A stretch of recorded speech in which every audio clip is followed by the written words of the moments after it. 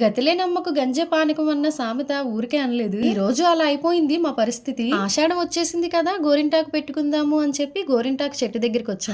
ఆషాఢం ఇప్పుడే వచ్చిందా అని అంటారా? ఎప్పుడో వచ్చేసింది కానీ మేము గోరింటాకు పెట్టుకోవడం కొంచెం లేట్ అయిపోయింది అంతే.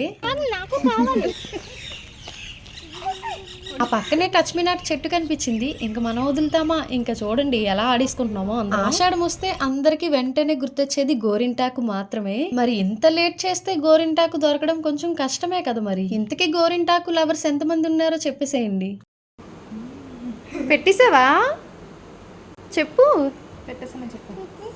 పెట్టేసావా? చిట్టి తల్లి చాలా క్యూట్ గా మాట్లాడుతుంది కదా. అంతేకాదండి బాబు, చాలా నాలెడ్జ్ఫుల్ గా కూడా మాట్లాడుతుంది. మా చిట్టి తల్లి మాటలు వినాలనుకుంటే మీరు లాంగ్ వీడియో చూడాల్సిందే. అసలు గోరింటాకు పెట్టుకుంటామో లేదో అనుకున్నాం. ఆ పార్వతీదేవి అమ్మవారి ఆశీస్సులు ఉండబట్టే పెట్టేసుకున్నాం. అసలు గోరింటాకు చెట్టు ఎలా పుట్టిందో తెలుసా? ఇదంతా లాంగ్ వీడియోలో మాట్లాడేసుకుందాం. ఈ రోజు 3 o'clock కి వచ్చేసేయండి. వస్తారు కదా.